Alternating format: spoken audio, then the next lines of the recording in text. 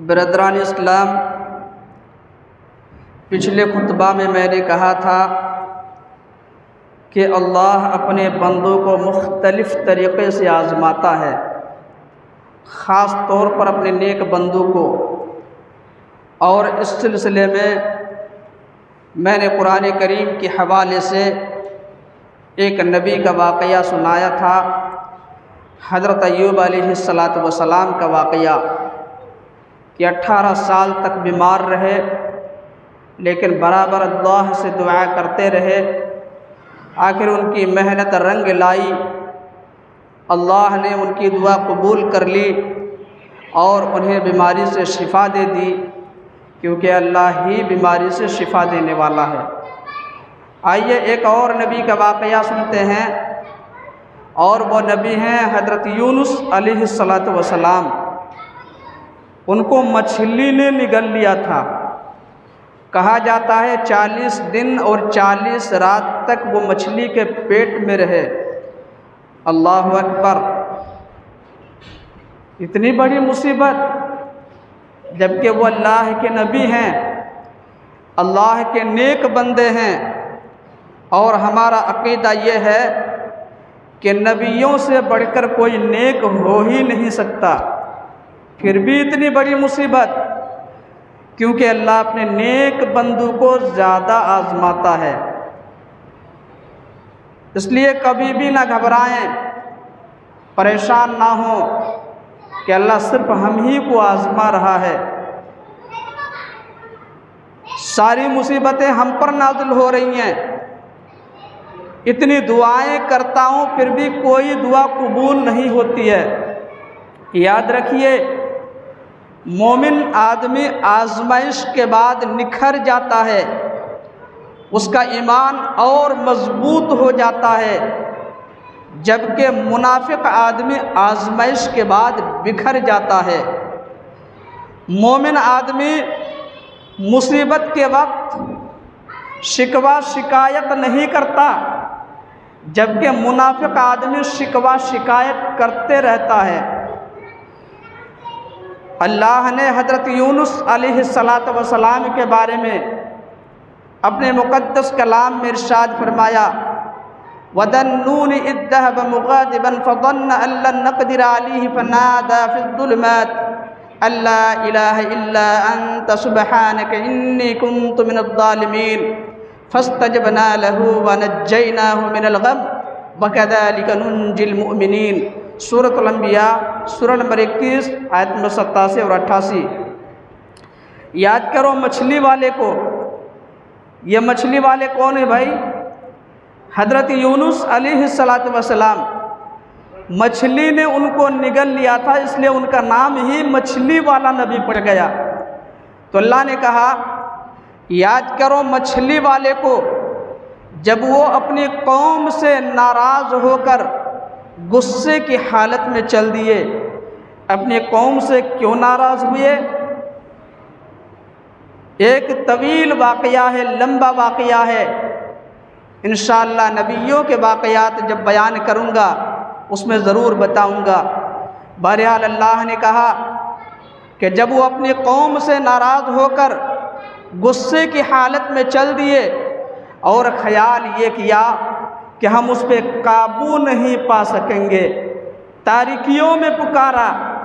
غور کیجئے، رات کی تاریکی، سمندر کی تاریکی، مچھلی کے پیٹ کی تاریکی، اتنی تاریکیوں میں حضرت یونس علیہ السلام اپنے رب کو پکار رہے ہیں، اور رب ان کی پکار بھی سن رہا ہے اور انہیں مچھلی کے پیٹ سے نکال بھی رہا ہے، انہیں مچھلی کے پیٹ سے نکال بھی دیتا ہے۔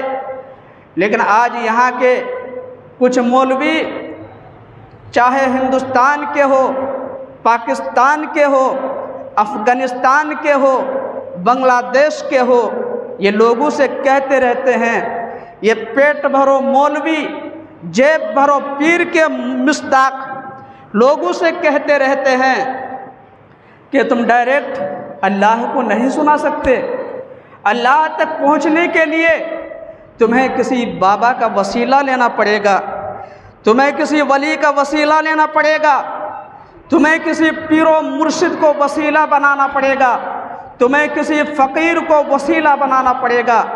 میں پوچھنا چاہتا ہوں میرے بھائیوں، حضرت یونس علیہ السلام کئی تاریکیوں میں جب مچھلی کے پیٹ میں موجود تھے، انہوں نے اپنے سے پہلے کس نبی کا وسیلہ لگایا تھا؟ کسی کا نہیں لگایا تھا، کیونکہ اگر وسیلہ لگائے ہوتے تو قرآن میں اس کا ذکر ضرور ہوتا، احادیث رسول صلی اللہ علیہ وسلم میں اس کا تذکرہ ضرور ہوتا۔ ہاں، قرآن میں اس بات کا ذکر ملتا ہے کہ مچھلی نے ان کو نگل لیا تھا، قرآن میں اس بات کا ذکر ملتا ہے کہ مچھلی کے پیٹ میں جب وہ چلے گئے تو برابر یہ دعا وہ پڑھتے رہے۔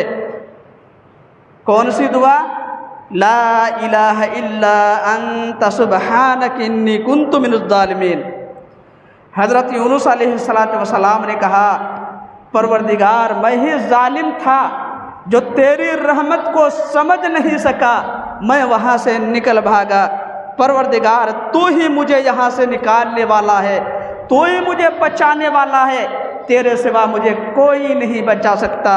تو اللہ نے کہا فاستجبنا لہ ونجیناہ من الغم، تو ہم نے ان کی پکار سن لی، ہم نے ان کی دعا قبول کر لی اور انہیں مچھلی کے پیٹ سے نکال دیا۔ آگے فرمایا وَكَذَلِكَ نُنْجِي الْمُؤْمِنِينَ، اسی طرح ہم مومنوں کو بھی نجات دیتے ہیں۔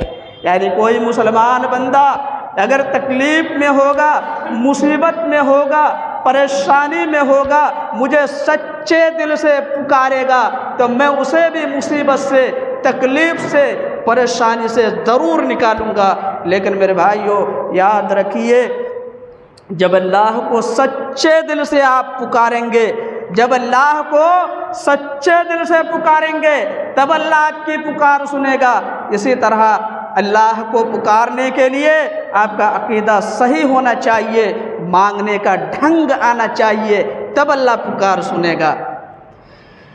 بہرحال حضرت یونس علیہ السلام مچھلی کے پیٹ میں یہ دعا بار بار پڑھتے رہے، لا الہ الا انت سبحانک انی کنت من الظالمین۔ تو اللہ نے ان کو مچھلی کے پیٹ سے نکال دیا۔ تو معلوم ہوا یہ بڑی پاورفل دعا ہے۔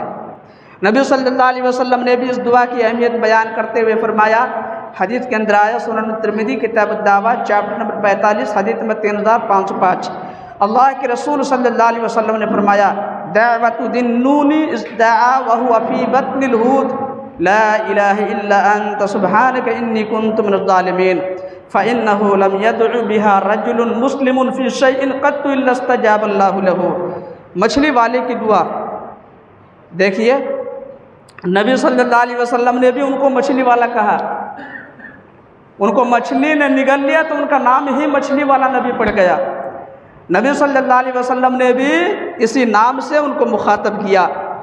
نبی صلی اللہ علیہ وسلم نے فرمایا کہ مچھلی والے کی دعا جو انہوں نے مچھلی کے پیٹ میں پڑھی وہ ہے لا الہ الا انت سبحانک انی کنت من الظالمین۔ آگے فرمایا جو بھی مسلمان بندہ اس دعا کو کسی بھی تکلیف میں پڑھے گا اللہ اس کو اس تکلیف سے نکال دے گا۔ لیجئے، بہترین نسخہ ہمیں اور آپ کو مل گیا، بہترین نسخہ ہمیں اور آپ کو نبی صلی اللہ علیہ وسلم نے دے دیا۔ تکلیف میں ہے، مصیبت میں ہے، پریشانی میں ہے، یہ نسخہ استعمال کیجئے، انشاءاللہ تعالی اللہ آپ کی تکلیف کو، پریشانی کو، مصیبت کو دور کر دے گا۔ لیکن ایمان صحیح ہونا چاہیے، عقیدہ صحیح ہونا چاہیے، تب اللہ مصیبت سے نکالے گا، پریشانی سے نکالے گا۔ بہرحال حضرت یونس علیہ السلام کو اللہ نے آزمایا۔ ایک اور جلیل القدر پیغمبر کا واقعہ سن لیجئے۔ یہ وہ پیغمبر ہیں جن کو اللہ نے سب سے زیادہ آزمایا، جن سے اللہ نے سب سے زیادہ امتحان لیا، اتنا کسی اور نبی کو، کسی اور انسان کو نہیں آزمایا۔ لیکن تعجب کی بات تو یہ ہے کہ وہ ساری آزمائشوں پہ کھرے اترے۔ آپ سمجھ گئے ہوں گے کہ وہ جلیل القدر پیغمبر کون ہے۔ حضرت ابراہیم علیہ السلام حضرت ابراہیم علیہ السلام کو اللہ نے سب سے زیادہ آزمایا، لیکن وہ ساری آزمائشوں پہ کھرے اترے۔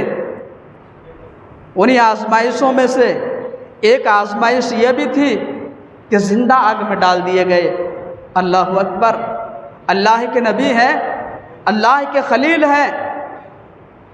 پچھلے خطبہ میں نے کہا تھا کہ جب نیک لوگوں پر کوئی مصیبت آتی ہے، پریشانی آتی ہے، تو جاہل قسم کے لوگ، بیوقوف قسم کے لوگ، گھمنڈی قسم کے لوگ تانا مارتے ہیں، تانا دیتے ہیں کہ دیکھو بھائی، اتنے بڑے متقی ہیں، پرہیزگار ہیں، اللہ والے ہیں، بڑے نمازی ہیں، بڑے زکاتی ہیں، بڑے قرآنی ہیں، پھر بھی اتنی بڑی مصیبت، پھر بھی اتنی بڑی آزمائش آئی ہوئی ہے۔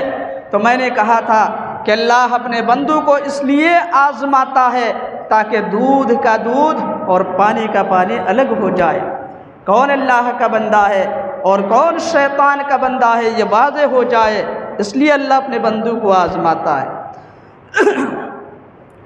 اور اپنے نیک بندوں کو سب سے زیادہ آزماتا ہے۔ دیکھیے یہاں پہ کہ حضرت ابراہیم علیہ السلام سے بھی بڑھ کر کوئی نیک ہو سکتا ہے، لیکن کتنی بڑی آزمائش ہے کہ زندہ آگ میں ڈال دیے گئے۔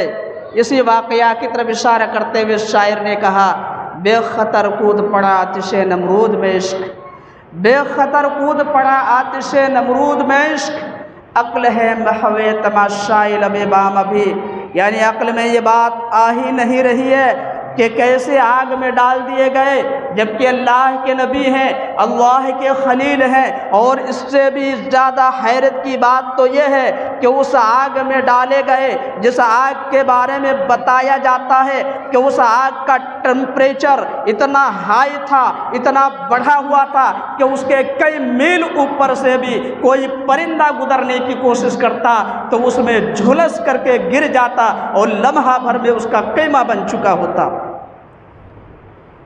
اس آگ میں ڈالے گئے لیکن ایک بال بھی نہیں جلا۔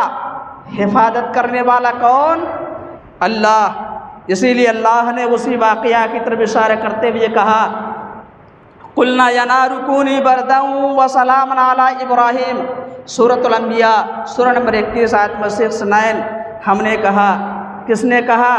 اللہ نے کہا کہ اے آگ تو ابراہیم پر ٹھنڈی ہو جا اور سلامتی والی بن جا۔ میرے بھائیو آپ غور کیجئے، اللہ نے آگ کو صرف ٹھنڈی ہونے کا حکم نہیں دیا، کیونکہ ٹھنڈ سے بھی نقصان ہوتا ہے، ٹھنڈ سے بھی نقصان ہوتا ہے۔ جب ٹھنڈ کا موسم آیا ہے، آپ نے اخبارات میں پڑھا ہوگا، سوشل میڈیا کے ذریعے سے سنا ہوگا، ٹیلی ویژن میں دیکھا ہوگا کہ فلاں جگہ اتنے لوگ ٹھنڈ کی وجہ سے مر گئے، تو ٹھنڈ سے بھی نقصان ہوتا ہے۔ اس لیے اللہ نے کہا، اے آگ تو ابراہیم پر ٹھنڈی ہو جا اور سلامتی والی بھی بن جا تاکہ میرا خلیل صحیح سالم رہے۔ اللہ اکبر! میرے بھائیو ذرا غور کیجئے کہ اللہ اپنے نیک بندوں کی کس طریقے سے حفاظت کرتا ہے، اللہ اپنے نیک بندوں کی کس طریقے سے مدد کرتا ہے۔ اسی واقعہ کی طرف اشارہ کرتے ہوئے علامہ اقبال نے کہا تھا، آج بھی ہو جو براہیم سا ایما پیدا، آج بھی ہو جو براہیم سا ایما پیدا، آگ کر سکتی ہے انداز گلستہ پیدا۔ آج ہم اور آپ حالات کا رونا رو رہے ہیں کہ ہمارے اوپر اتنا ظلم ہو رہا ہے، ہماری مسجدوں کو توڑا جا رہا ہے، کتنی مسجدوں کو توڑ دیا گیا، کتنی مسجدوں پہ اب بھی مقدمہ چل رہا ہے۔ بابری مسجد اس کی ایک مثال ہے۔ اسی طرح ہمارے مدارس کو ٹارگٹ بنایا گیا، ہمارے مکانوں، ہماری دکانوں پہ بلڈوزر چلایا گیا، ہماری دکانوں، ہمارے مکانوں کو نظر آتش کیا گیا، ہماری کتنی ماؤں بہنوں کی عزت و آبرو کو تار تار کیا گیا، ہمارے کتنے مسلمان بھائیوں کو بے دردی سے مار دیا گیا، ہمارے کتنے مسلم بچے یتیم ہو گئے۔ اسی طرح ہمارے ملک ہندوستان میں موب لنچنگ کا ایک سلسلہ چل پڑا جو آج تک رکنے کا نام نہیں لے رہا ہے۔ ابھی ہفتہ دو ہفتہ پہلے ٹرین کے اندر ایک پولیس والے نے 3 لوگوں کا خون کر دیا، جبکہ پولیس کو کہا جاتا ہے کہ وہ عوام کے لیے، وہ پبلک کے لیے رکشک ہے، لیکن وہ رکشک راکشس بن گیا اور 3 لوگوں کا خون پی گیا۔ اسی طرح کسی کو دکان میں گھس کر کے مارا جاتا ہے، کسی کو راستہ چلتے چلتے مار دیا جاتا ہے۔ سوشل میڈیا کے ذریعے کتنی ایسی ویڈیوز سامنے آ رہی ہیں جس میں یہ دکھایا جاتا ہے کہ راستہ چلتے ہوئے کسی مسلمان کو پکڑ لیا جاتا ہے اور اس کو بے رحمی سے مارا جاتا ہے، اور تو اور کسی کو مسجد میں گھس کر کے مار دیا جاتا ہے۔ حافظ صاحب یاد ہے یا بھول گئے؟ یا آپ کے سیتامڑھی یا سمستی پور کے رہنے والے 19 سال کا یا 20 سال کا نوجوان مسجد میں گھس کر کے دنگائیوں نے ان کو مار دیا۔ تو اتنا زیادہ ظلم ہو رہا ہے، اس کے باوجود اللہ ہم پہ رحم کیوں نہیں کر رہا ہے؟ اللہ ہماری مدد کیوں نہیں کر رہا ہے؟ اللہ ہماری حفاظت کیوں نہیں کر رہا ہے؟ یہ شکوہ آج ہر کسی کی زبان پہ ہے۔ لیکن میرے بھائیوں، کیا ہم نے کبھی اپنے گریبان میں جھانک کے دیکھا؟ اپنے نفس کا محاسبہ کیا؟ اپنے اعمال کا جائزہ لیا؟ کیا ہمارا عقیدہ اتنا اچھا ہے؟ کیا ہمارا ایمان اتنا اچھا ہے؟ کیا ہمارے اعمال اتنے اچھے ہیں کہ اللہ ہماری حفاظت کرے؟ نماز تک ہم پڑھنے کے لیے تیار نہیں۔ یہاں کتنے لوگ آج بیٹھے ہوئے ہیں، باہر کتنے لوگ موجود ہیں جنہوں نے آج فجر کی نماز نہیں پڑھی ہوگی؟ کیا ایسے لوگوں کی اللہ حفاظت کرے گا؟ ہرگز نہیں۔ کتنے لوگ ایسے موجود ہیں باہر گھوم رہے ہیں جو ایک وقت کی نماز نہیں پڑھتے؟ ایسے لوگوں کی اللہ مدد کرے گا؟ ہرگز نہیں۔ کتنے لوگ ایسے ہیں جو اپنے آپ کو مسلمان کہتے ہیں لیکن رمضان کے مہینے میں وہ پردے کی آڑ میں کھاتے پیتے رہتے ہیں؟ کہ ایسے لوگوں کی اللہ مدد کرے گا؟ ہرگز نہیں۔ کتنے لوگ ایسے ہیں جو اپنے مالوں کی زکوٰۃ نہیں نکالتے؟ کہ ایسے لوگوں کی اللہ مدد کرے گا؟ ہرگز نہیں۔ کتنے لوگ ایسے ہیں جو حرام خوری کر رہے ہیں، حرام طریقے سے مال کما رہے ہیں، حرام چیزوں کی بزنس کر رہے ہیں، حرام چیزوں کا کاروبار کر رہے ہیں؟ کہ ایسے لوگوں کی اللہ مدد کرے گا؟ ہرگز نہیں۔ کتنے لوگ ایسے ہیں جو جوا کھیل رہے ہیں، بے حیائی کر رہے ہیں، زنا کر رہے ہیں، جھوٹ بول رہے ہیں، چغلی کر رہے ہیں، غیبت کر رہے ہیں؟ ایسے لوگوں کی اللہ مدد کرے گا؟ ہرگز نہیں۔ اسی طرح کتنے لوگ ایسے ہیں جو اللہ کے گھروں کو ویران کر کے شیاطین کے اڈوں کو آباد کر رہے ہیں؟ کیا ایسے لوگوں کی اللہ مدد کرے گا؟ جی نہیں، ہرگز نہیں۔ میرے بھائیو، غور کیجئے، حضرت ابراہیم علیہ السلام نے اللہ کے لیے، اپنے رب کے لیے اپنا سب کچھ قربان کر دیا، تب جا کر کے اللہ نے ان کی حفاظت کی۔ اپنا ایمان صحیح کر کے تو دیکھیے، اپنا عقیدہ درست کر کے تو دیکھیے، اپنے اعمال صحیح کر کے تو دیکھیں، اپنے معاملات صحیح کر کے تو دیکھیں، پھر دیکھیے اللہ کی مدد کیسے نازل ہوتی ہے۔ اسی لیے علامہ اقبال نے کہا تھا کہ آج بھی ہو جو براہیم سا ایما پیدا، آگ کر سکتی انداز گلستہ پیدا۔ وہ ایمانی جذبہ موجود ہوگا تبھی اللہ کی مدد نازل ہوگی، ایسے اللہ کسی کی مدد نہیں کرتا۔ بہرحال یہ جو واقعات میں نے آپ کو سنایا ہے قرآن کریم کی روشنی میں، کون سے واقعات؟ نبیوں کے واقعات۔ تو یہ واقعات سنانے کا مقصد کیا ہے؟ مقصد یہ ہے کہ ہمارا عقیدہ صحیح ہو جائے، اللہ کے بارے میں ہمارا یقین جو کمزور ہو چکا ہے وہ مضبوط ہو جائے، اور ہم تقدیر کے اچھے اور برے ہونے پر ایمان لائیں، کیونکہ یہی تقدیر تو ہے جس سے ہمیں سکون مل جاتا ہے۔ ورنہ جو لوگ تقدیر کو نہیں مانتے، پھر دیکھیے ان کے ساتھ کیا ہوتا ہے۔ تھوڑی سی مصیبت آتی ہے گھبرا جاتے ہیں، پریشان ہو جاتے ہیں، اپنے آپ کو مار دیتے ہیں، خودکشی کر لیتے ہیں، آتم ہتیا کر لیتے ہیں۔ ذرا سا ٹینشن ہوا پنکھے سے لٹک گئے، ذرا سی بات ہوئی بلڈنگ کے اوپر سے کود گئے، اپنے آپ کو بس کے آگے، ٹرین کے آگے، ٹرک کے آگے ڈال دیا۔ میاں بیوی میں کوئی بات ہوئی زہر پی لیا، امتحان میں فیل ہونے کا ڈر پیدا ہوا، اپنے آپ کو سولی پہ لٹکا لیا۔ ہر سال اسکولوں میں، کالجوں میں، یونیورسٹیز میں امتحان ہوتا ہے۔ جب رزلٹ نکلنے کا وقت آتا ہے تو کتنے لڑکے اور لڑکیاں ہیں جن کے بارے میں آپ اخبارات میں پڑھتے ہوں گے، سوشل میڈیا کے ذریعے سے سنتے ہوں گے، ٹیلی ویژن میں دیکھتے ہوں گے کہ فلاں جگہ فلاں لڑکی نے یا فلاں لڑکے نے اپنے گلے میں پھندا ڈال کے سوسائڈ کر کے اپنے آپ کو ختم کر لیا۔ کس لیے؟ امتحان میں رزلٹ خراب آئے گا۔ کیوں خراب آئے گا؟ اس لیے کہ پیپر میرا اچھا نہیں گیا تھا۔ اگر رزلٹ خراب نکل گیا تو گاؤں والوں کو منہ کیا دکھائیں گے؟ محلے کے لوگوں کو کیا جواب دیں گے؟ ماں باپ کو کیا بتائیں گے؟ ماں باپ جب پوچھیں گے ارے تمہیں 2 ٹیوشن دیا گیا، تمہیں 3 ٹیوشن دیا گیا، پھر تمہارا رزلٹ اتنا خراب کیوں نکلا؟ تو رزلٹ خراب ہونے کے ڈر سے اپنے آپ کو ختم کر لیتے ہیں۔ میرے بھائیوں، ایسا کیوں ہوتا ہے؟ ایسا اس لیے ہوتا ہے چونکہ تقدیر پر ان کا یقین نہیں ہوتا، تقدیر پر ان کا یقین نہیں ہوتا، اللہ پر ان کا ایمان نہیں ہوتا، اس لیے ایسا ہو رہا ہے۔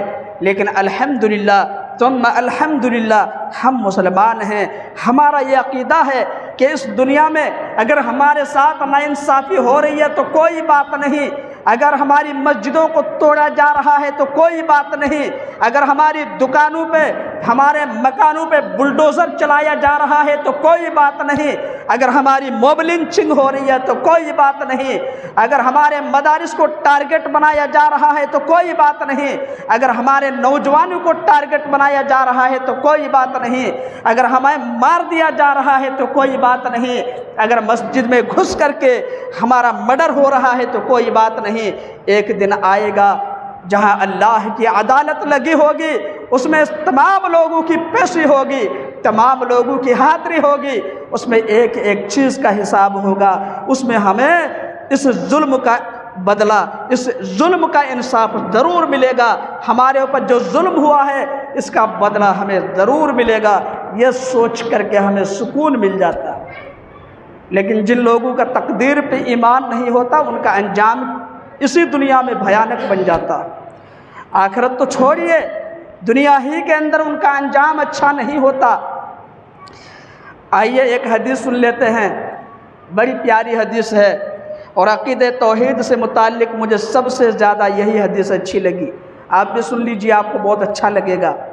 عن ابی عبد الرحمن عبداللہ بن عباس رضی اللہ تعالیٰ عنہ قال كنت خلف النبي صلى الله عليه وسلم يوما فقال يا غلام إني أعلمك كلمات يحفظ الله يحفظك يحفظ الله تجده تجاهك إذا سألت فاسأل الله وإذا استعنت فاستعن بالله واعلم أن الأمة لو اجتمعت على أن ينفعوك بشيء لم ينفعوك إلا بشيء قد كتبه الله لك وَإِنِ اجْتَمَعُوا عَلَىٰ أَن يَضُرُّوكَ بِشَيْءٍ لَّمْ يَضُرُّوكَ إِلَّا بِشَيْءٍ قَدْ كَتَبَهُ اللَّهُ عَلَيْكَ رُفِعَتِ الْأَقْلَامُ وَجَفَّتِ الصُّحُفُ رواہ الترمذی فی کتاب صفۃ القیامہ چیپٹر نمبر 37 حدیث نمبر 2516۔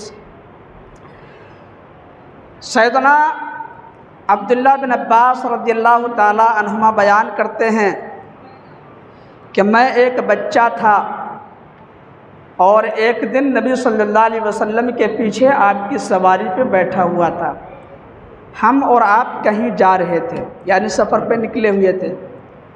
اچانک اللہ کے رسول صلی اللہ علیہ وسلم نے مجھ سے کہا بچہ میں تمہیں چند باتیں بتاتا ہوں، پتہ چلا سواری پہ بیٹھ کر دین کی باتیں کر سکتے ہیں۔ آپ کسی کی موٹر سائیکل پہ بیٹھے ہوئے ہیں یا اپنی موٹر سائیکل پہ آپ کسی کو بٹھائے ہوئے ہیں، اسی طرح آٹو کے اندر بیٹھے ہوئے ہیں، بس کے اندر بیٹھے ہوئے ہیں، ٹرین کے اندر بیٹھے ہوئے ہیں، ایروپلین میں بیٹھے ہوئے ہیں، دین کی باتیں کر سکتے ہیں، دینی مسائل پہ گفتگو کر سکتے ہیں۔ یہ نبی صلی اللہ علیہ وسلم کی سنت سے ہمیں ملتا ہے۔ دوسری بات یہ معلوم ہوئی کہ بچوں کو بچپن سے دین کی باتیں بتاتے رہنا چاہیے، کیونکہ اللہ کے رسول صلی اللہ علیہ وسلم نے عبداللہ بن عباس رضی اللہ تعالی عنہما کو غلام کہہ کر کے مخاطب کیا، اور عام طور پر عرب کے لوگ 3 سال سے 9 سال تک کے بچوں کو غلام کہا کرتے تھے۔ 3 سال سے 9 سال تک کے بچوں کو عرب کے لوگ غلام کہا کرتے تھے۔ تو میرے بھائیوں، بچوں کو دین کی باتیں بتاتے رہنا چاہیے، کیونکہ بچوں کا ذہن، بچوں کا دل سفید کاغذ کی طرح بالکل صاف ہوتا ہے۔ آپ اس پہ جو بھی لکھنا چاہیں وہ لکھ دیں، آپ جو لکھیں گے بچے وہی سیکھیں گے۔ آج ہمارے بچے کیوں خراب ہو رہے ہیں؟